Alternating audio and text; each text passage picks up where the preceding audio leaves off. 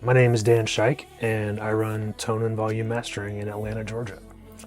Welcome to my studio. Today we are going to be talking about the mastering process of Lawrence Flowers and Intercession's most recent album, Merge. We're going to see what it's like using my Sequoia workstation, how I go through adjusting song volumes and sounds, and some of the things we did as revisions and some click removal. And we're going to see it on my screen. So let's have a look at it. What we're seeing here is my entire project, and I have across the top here my captured audio after it goes through my analog process. What we have here, currently in orange, are the masters adjusted for level to go through my analog processing. And the row down here in orange are the unmastered versions so that I can have a direct comparison of the unmastered to the mastered. So as you can see, these songs down here, particularly that one, are of way different volumes and have a lot of dynamic range. Down here it's super quiet, up here it's super loud.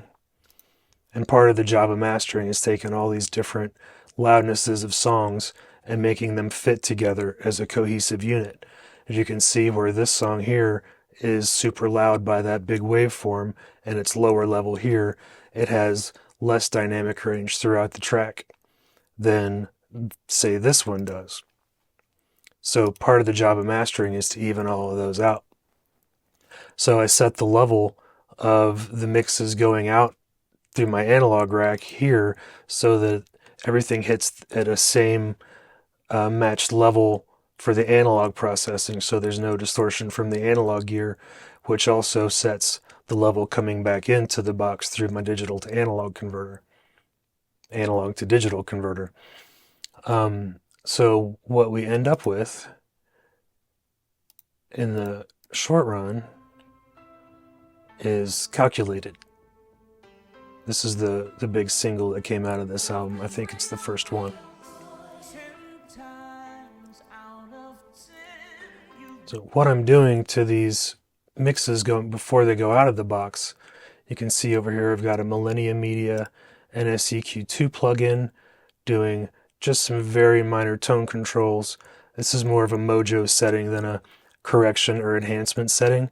Just a little bump in a few places, which kind of is a net result of a little bit of subtractive EQ in some other places. But you can see it's just a little bump at about 700 hertz and a little bump at 56 hertz. So it's not doing much. It's just a little bit of flavor. SPL Iron plugin is doing absolutely nothing except sitting there, because for some reason on this particular set of settings, it just sounds cool. And it's subtle, but it's a little bit of something. Maybe you can hear the difference when it's in and out. Just a teeny tiny bit of flavor.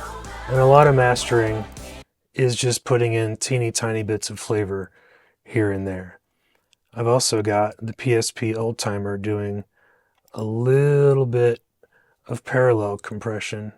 Also on the track going out is the Acoustica Scarlet, again with some gentle tone controls, a little bit of fun in the 50 hertz range with a really tight EQ to just make it pump but not change the entire bass low end. And I say pump, that's the wrong choice of words. It's not compression pumping, just a little bit of low end bump. A wee bit of mid-range for vocal presence, and a third of a dB of shine at 8K. Not doing a whole lot, but going through these things generally just makes it sound cool. So as I'm starting into my process, I load all the songs up in this track here, and I start to addition them through my analog mastering chain. So if I take these away, normally what I start with would look more like this. So I'll bounce through the songs and get a ballpark averaging volume for all of them through kind of the loudest parts of the song. And the beauty of having waveforms is you can kind of eyeball it. And sometimes I will stretch that out, zoom it up, and you can kind of see how everything starts to get a bit of an average. And then you've got the songs that are way more loud than that have way louder parts than others, and then this song that has a lot of limiting on it. So it's a fine spots by eye, fine tune by ear until you get everything pretty close. In the process of doing this, I'm also adjusting my outboard gear. On this, I'm using a Rupert Neve Designs master bus processor with some of the blue processing for some more low-end harmonic love, and a Manly Massive Passive doing a little more mojo work. Again, a dB here, a dB there, no heavy carving. I use my outboard gear for overall tone shaping, not for precision sound carving. So once I get my levels averaged like this and my overall tones sorted out, I will record each song individually. And normally when I get them lined up like this, I'll do an auto track assignment and then just go down and record one song at a time. And I listen while I'm doing that for pops and clicks, making sure there are no dropouts in the audio. If there are any S's or pops, or I sort of listen down in the process to get an idea of what the next step is going to be.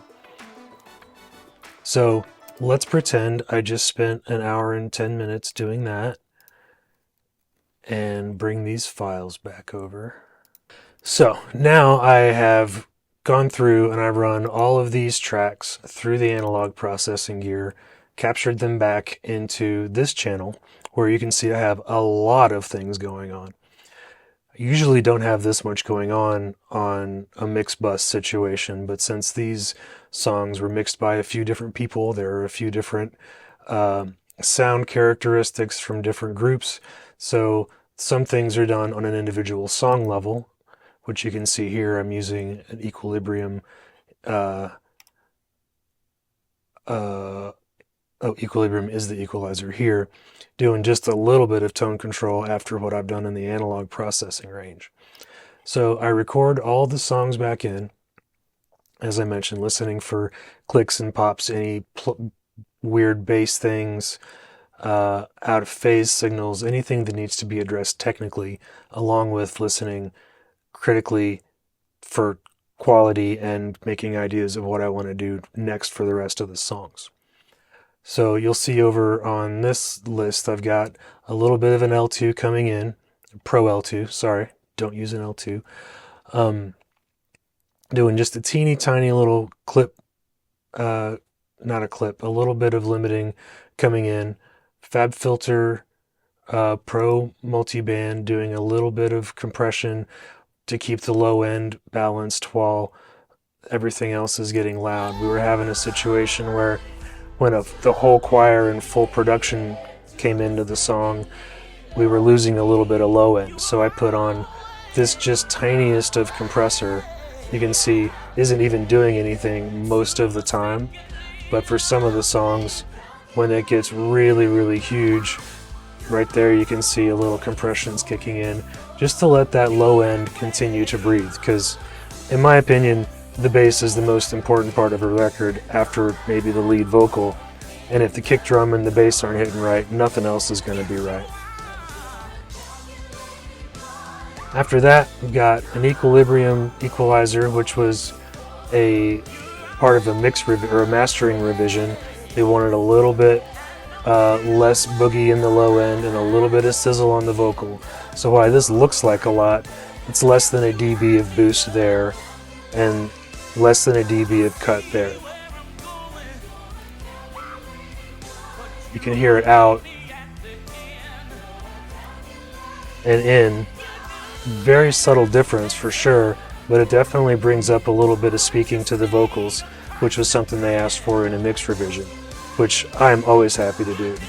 The way I work, that this is my client's record, not mine, so if they want to hear something different, they get it, and if it's worth mentioning out loud, I feel like it's always worth giving a shot to try. And sometimes they say, you know what, that's not better. Let's not use it. But sometimes it is. So I'm happy to have input from my clients on what we're doing in the process of a mastering project. Mixing is a very, very hard art to master.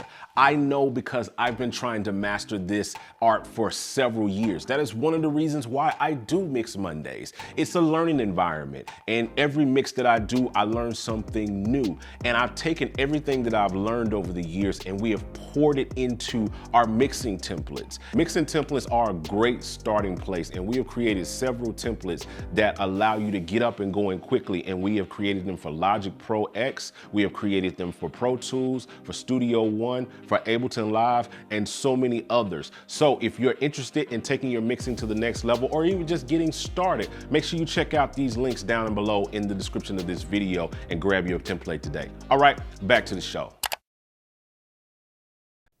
Next coming down is the PSP Oldtimer, which is one of my very, very favorite compressors on this earth.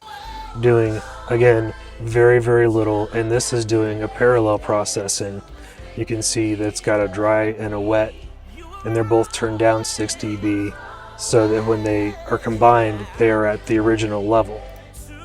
Again, the tiniest little difference, but this makes it so that the quiet moments, as you can see in this song, we've got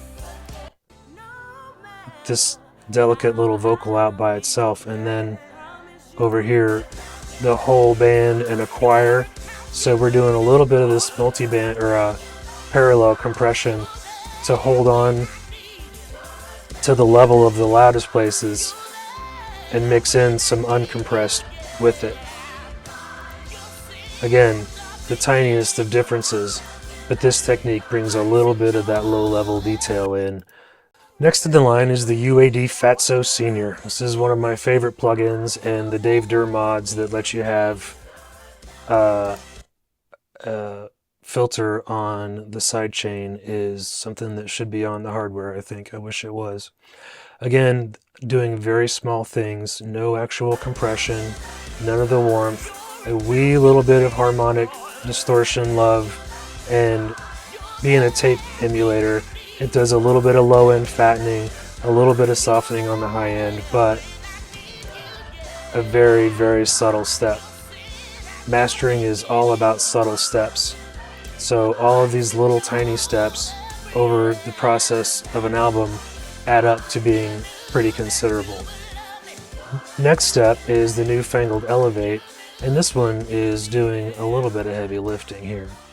I love this. It's a multi-band limiter and transient enhancer.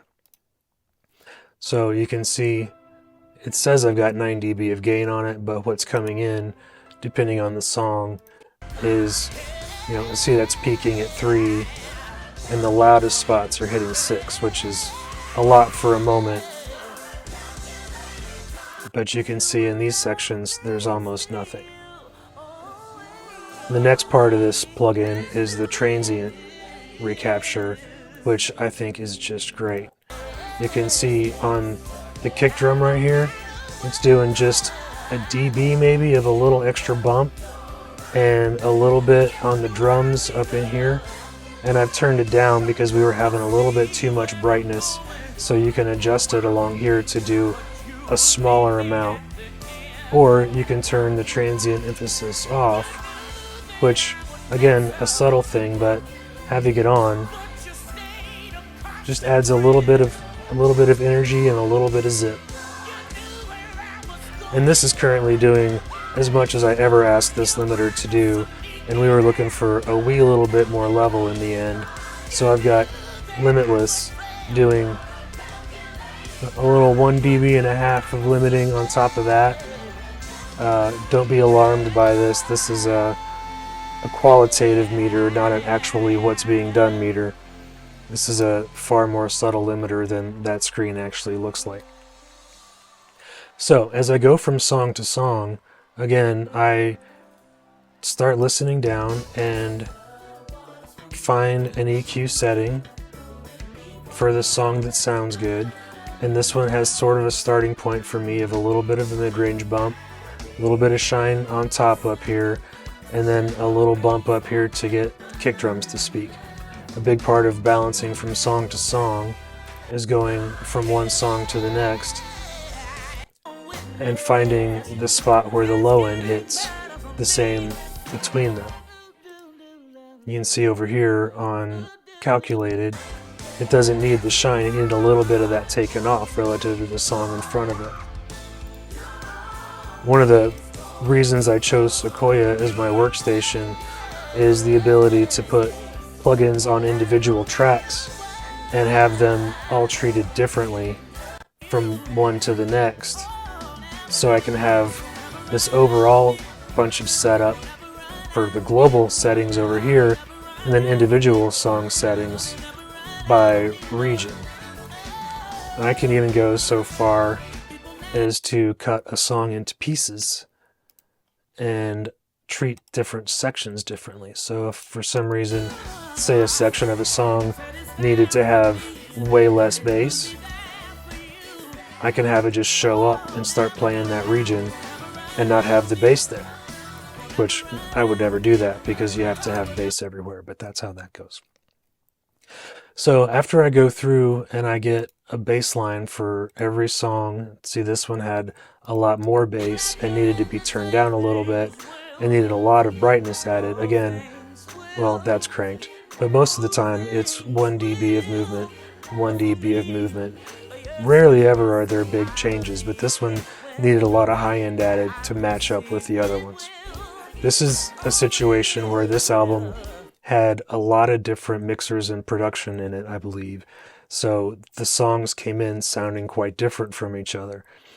Specifically, or particularly, this one here, which came in as a much more limited mix, which I'm fine with if it sounds good, as long as it's not distorted. I don't mind a loud mix at all. But when it comes in with super quiet and very dynamic mixes, things need to be adjusted quite a bit sometimes. So you can see coming from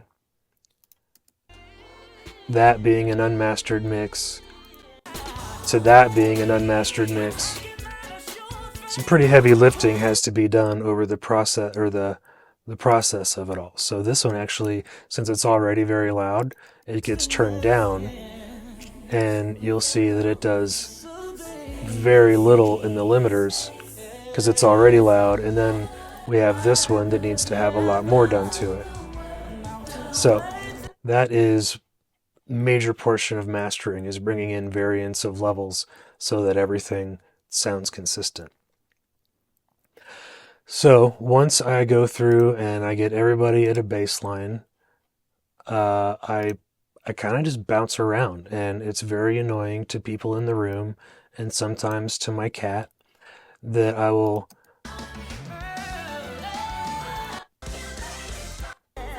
bounce around and like, does the vocal sound the same level? Does the bass sound the same level? Do the quiet parts match? Like, does this quiet part of that sound comparable to the quiet part of this? And places like this are why I used the parallel compression of the PSP Oldtimer Mastering Edition, because that parallel compression process makes the quiet parts sound louder without doing as much actual compression sound overall. Because what we've got here compared to this is a humongous dynamic range. So I go through and I bounce through what looks like the louder parts, usually the end chorus. I'm listening for distortion, vocal level, brightness, consistency, just to make sure that it all sounds like it belongs together. And then another step through that is I'll listen to the very beginning of every song, make sure that the timing is comfortable, that the entrance of sound is at the same level, so that you don't hear one song that starts super quiet and one song that sounds super loud. That's another overall volume judgment and adjustment situation and opportunity. So once I have that process sorted out, I'll go take a break, walk my dog, maybe listen to something else for a little bit of an ear refresher. And then it comes to track spacing. I pretty much do the same entrance track spacing as on everything, unless it needs a fade in. But I do a little 220 millisecond fade in at the beginning of every song where the audio comes in. And you can see there is a little bit of noise. This is zoomed way up. So this is probably some from my analog gear, and you can't hear it. It's, an incredibly low level signal, but it's a little bit of noise, so we should clean it up. So I do my little quick fade in right there so that the music comes in very cleanly.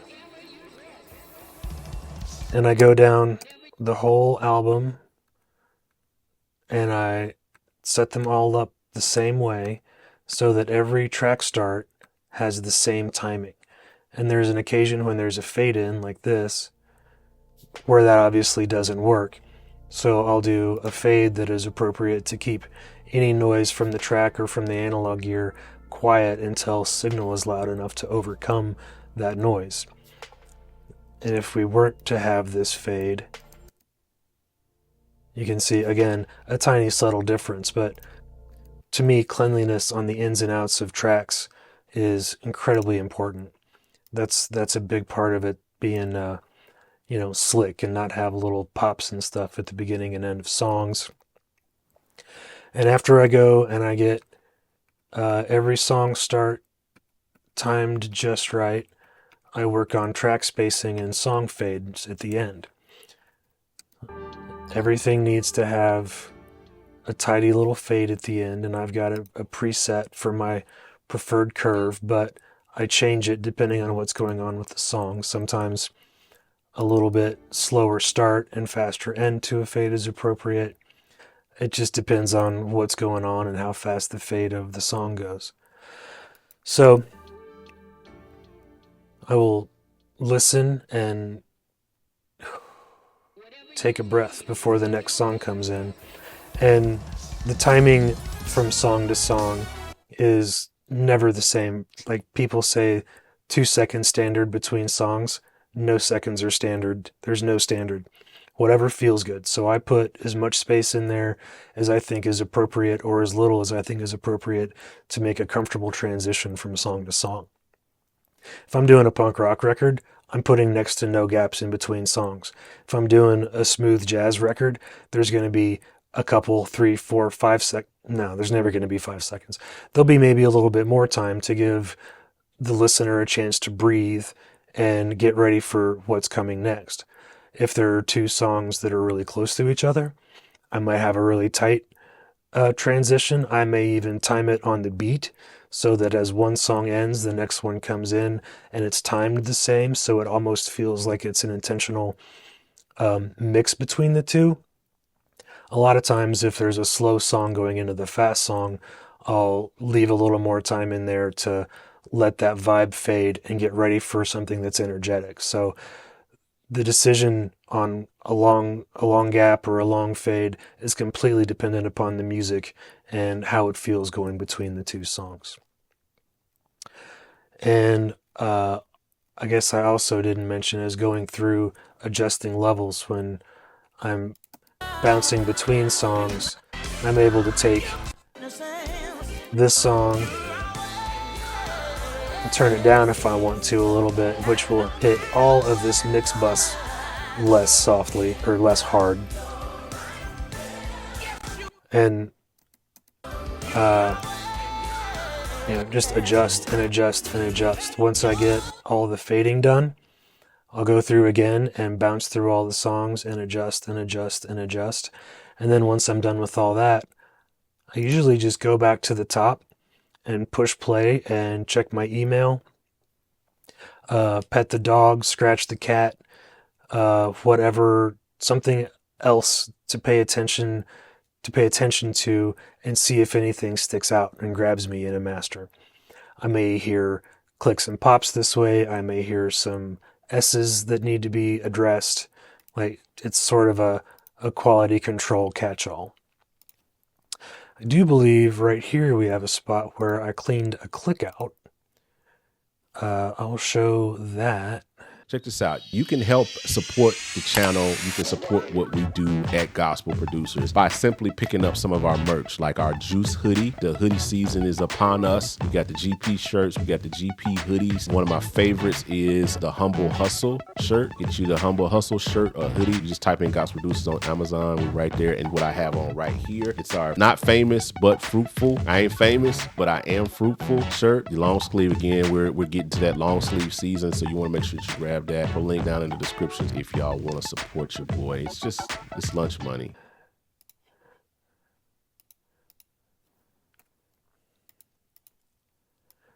A lot of times clicks and pops aren't noticed in a mix until they get into the mastering phase, because you see how much louder this is all getting, and some of those little things kind of hide out down in the quiet moments. And when they get enhanced and the brightness comes up and the level comes up, those things become a little more apparent. Sequoia has a feature called Spectral cleaning, which lets me take a little section and open it up in a different display, which has frequency, which is up and down here. This is the bass and the vocals. You can see over here on the left there's a frequency demarcation. So 2K down here. Most of the music is down here, but you can see right here, I think, is the pop that I took out. Right there. And probably didn't hear that in recording, and it's not that big of a deal, but when it can be cleaned out, it just makes everything sound much smoother. So when you get into this display, you can see some transients look, a little bit fuzzy and undefined. And then you've got this guy right here, which I am sure is going to be a click without even having to hear it. You can hear this whole little section has a little bit of a rumble to it. So I will take this spectral cleaning and I can draw a box around that. And it just turns that little section down. And most of the music is still way down here. And if I zoom into a range that humans can hear, which stops right about here at 20K, there's a lot that can be kind of cleaned out of this little spot.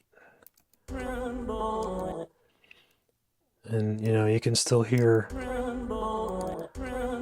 a little bit of that, but if you go through and you bypass those things, it makes a big, big difference once you actually hear it all cleaned out of there at once. That wasn't better. There we go. So there is a process, and it takes a little bit of massaging sometimes. There we go. Got it cleaned up. Sometimes it takes a little work to just find the right spot. And sometimes this does something distracting, and sometimes it's better. But if it's better, why not do it? Here's another one. We'll see if that sounds good to take out. It does, and that even let me hear another click near it. So is that closer to this one? Do I grab that? Is that it? There's a little bit of trial and error to pop clicking, or to pop and click removal, I suppose I should say. There's a good example right there.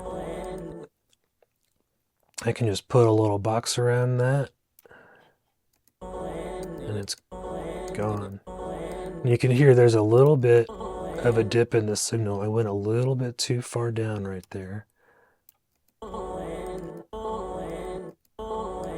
And I also now hear this one.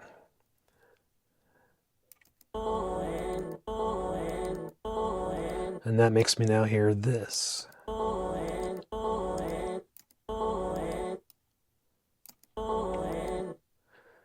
So this is the kind of thing that most people don't even know gets done in mastering because I clean these little things out without really mentioning it much, and it just makes for a better sounding overall production. And I'm not terribly embarrassed to say that there is occasion where there's intentional noise in pops, and I take something out, and somebody says, "Hey, where's my record vinyl noise?" And I'm like, "Oh, I will go put those back in there right now." Because some of the pops in the vinyl sample were really loud and they missed those. So it's taste, and everybody gets what they want, and sometimes the mastering guy overcleans something. Such is life. So once so this is basically done. The last thing I do is clean out the clicks and pops after my listen down, and then I start rendering files, which is watching progress bars. So I'm not going to demonstrate that. Um, from here, I make the DDP master that'll get made that'll be used for CD replication. I export WAV files for distribution to iTunes and the other digital streaming sources. If they need it for the album, I'll also export high resolution files for vinyl production and MP3s if the artist wants them. And I think that is the mastering process. When I finish a project, I will do an export, and if I'm doing WAV files, I'll make a folder, and here I did uh, a series of folders for the masters, and we did a CD edit of 16-bit 44.1 WAV files.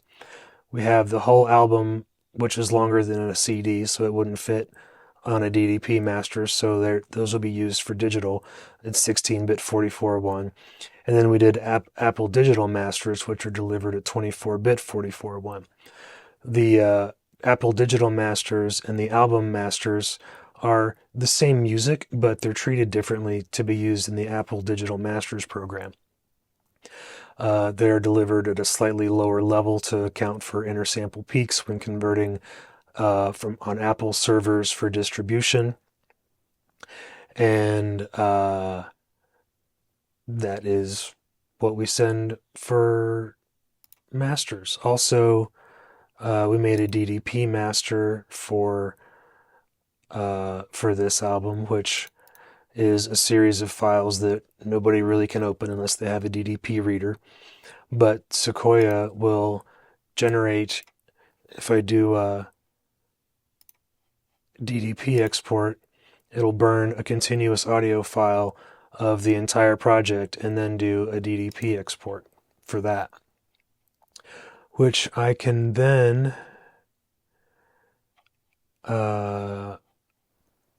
open with Sequoia's DDP reader, and I can take this DDP folder and drag it into the DDP player, where I will check track names and ISRC codes if we have them in the project. This one doesn't have them in it. And I will do a listen of down through this for a quality control check to make sure that the DDP master works correctly. And then depending on the label, or if it's an independent, I'll upload these files to Dropbox or to the label's dedicated server upload space.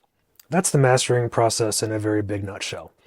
This particular album has more processing on it than a lot of them. I always try to do as little as possible, but I'll also do whatever it takes to make sure that it sounds right. And this one took a lot of small bites to get everything dialed just right. Sometimes I don't use anything on a mix bus except for that last limiter and one little EQ. The music tells me what it needs, and then once I do what I think it needs, there's a conversation with the production crew, the producer, the artist, the label, whoever has thoughts and input. We collaborate after I do my initial sound to get them what I think sounds good and to what they think sounds good.